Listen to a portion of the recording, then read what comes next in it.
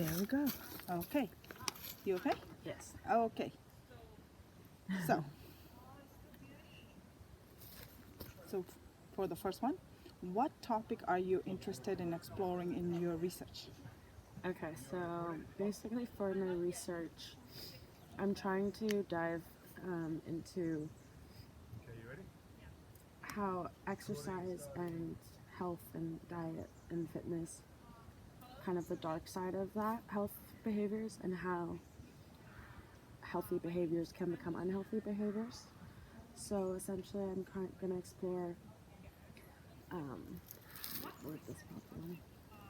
So things like exercise compulsion, over-exercise, exercise addiction, eating disorders, athletes that might abuse steroids or take kind of hormones, any type of manipulation that veers away from what's natural and what's balanced for our body. Yeah. Wow. Okay. And do you have any personal experiences or ties to this topic?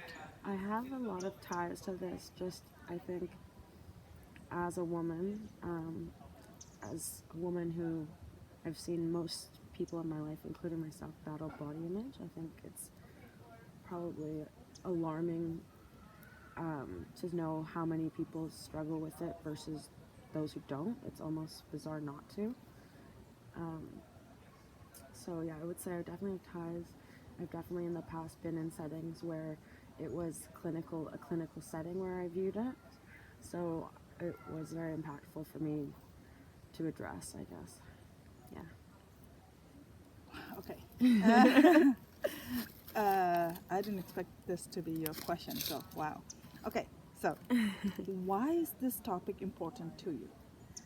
I think this topic is important to me because it applies to such a large population of people, and because it's such on a grand scale, it is impacting a lot of lives. And I think it's important because there are unnecessarily there are falsities that are being passed off as truths when it comes to health and health in media and fitness and productivity and discipline, discipline about your regime, about what your body needs to be or how your body needs to perform, and to what extreme it needs to perform.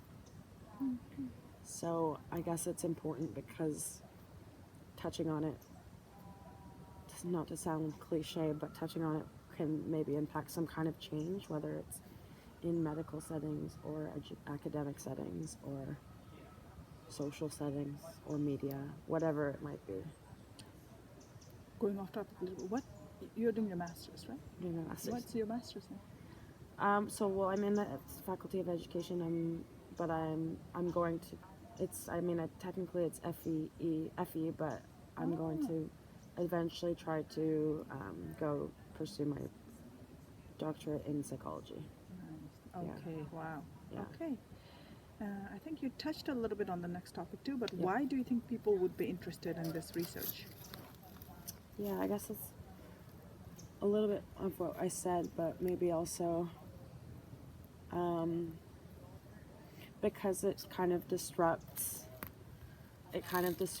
the information that we've been fed a little bit, and it might be going against. And I'm sure that there are people, whether it be health professionals or diet professionals or people involved in fitness and those realms, I'm sure there are people who will have backlash to it. Mm-hmm. And even in conversation, in casual conversation, talking about this stuff with peers or friends or whoever, there usually is someone who has something to say back.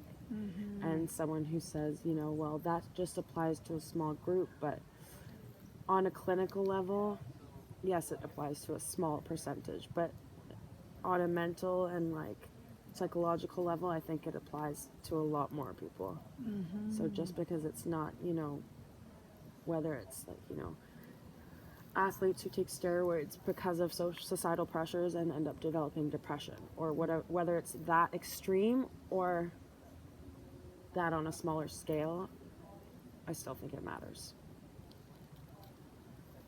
Yeah, and I think when we talk about your topic, you usually think of it in a positive way, right? Like, Exactly. and then once you actually go deeper into it, Yeah, oh, exactly. this, wow, I would be so interested in reading your Aw. research paper. Okay, research question to frame your inquiry. So, what research questions might you be asking? Research questions. I would probably ask, let's say if I were to do it on a sample of people who have struggled with steroid abuse or people who have struggled with exercise addictions or something like that, the questions I would want to ask on a psychological level would be, what are your motivators when you go to perform the workout?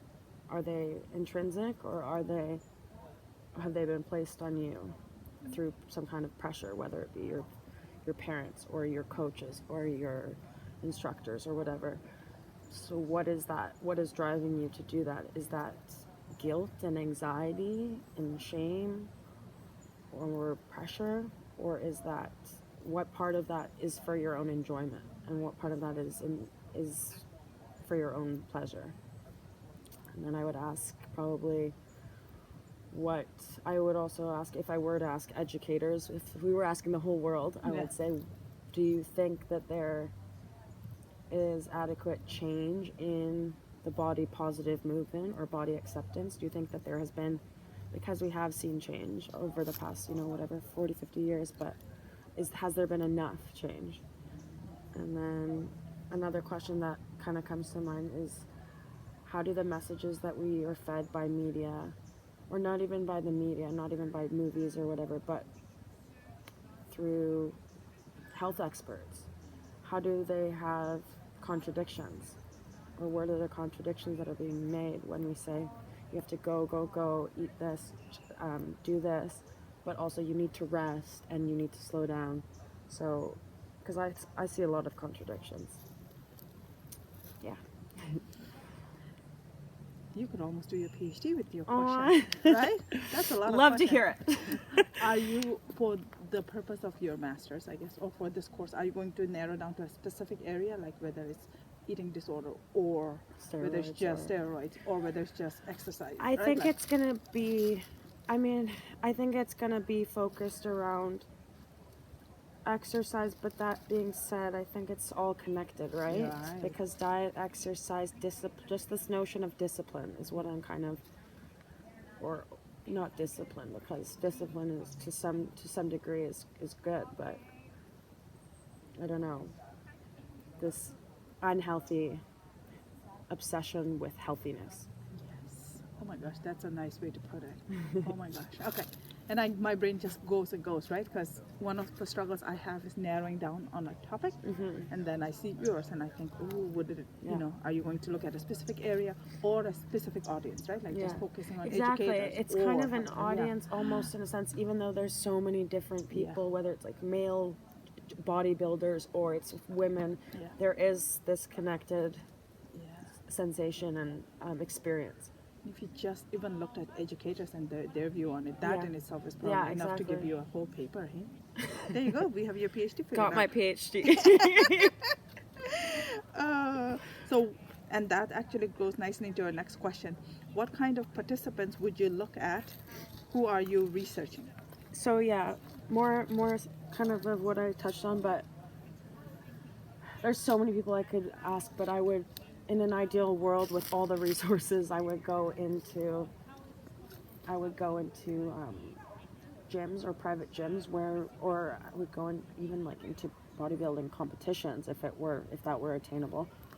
And I would also, again, ethically, I don't know if this would ever be possible, but I would go into programs like eating disorder programs and talk to patients. And I would also ideally talk to people who are educators in some sense, whether it's like coaches, like high competition fitness coaches. Mm-hmm. Yeah. that might be a nice starting point too, right? Yeah. Like, 'cause- To start yeah. there and then work down to the people And they to may, the people who are yeah. experiencing it firsthand, yeah.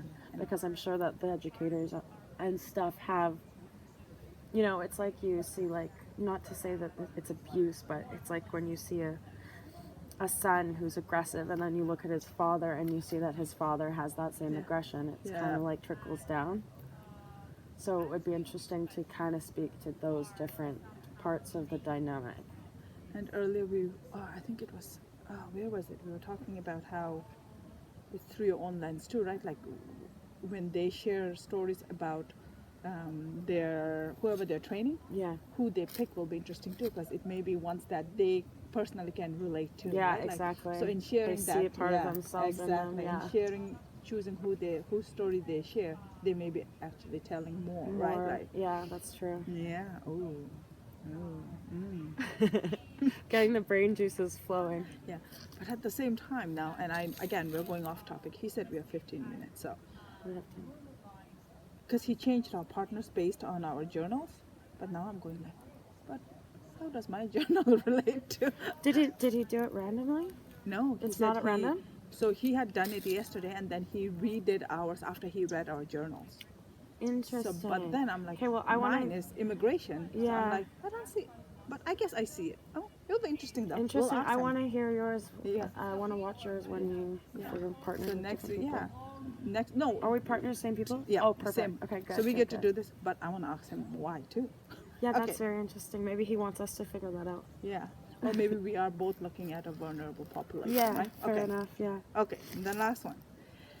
What type of format will you find or use out of Oh, like what kind for of this genre research? and Yep. stuff. Yep. So whether Actually, that has kind of started as one idea and has slowly throughout the day, I've picked up more yeah. ideas. I think that it would be very, very interesting to do a fictional representation and use kind of transcripts and pieces and diaries or poems and whatever it might be, and turn it into a fictional piece that is representative of real experiences. So that part, I think I'll probably incorporate more than one genre, Yeah. but that one I think might be very interesting for the specific type of thing. Yeah. And then another one is obviously ethnography is a big part of it. I want to include that as kind of the format. And then what was the other one I was thinking of? Right. And then of course I'll put in some quantitative stuff, but Yeah. but that's the boring part. Wow. Yeah. Well, I don't know why we were partnered, but I'm glad we were. Oh, 13 minutes. Okay. Nicely done, hey?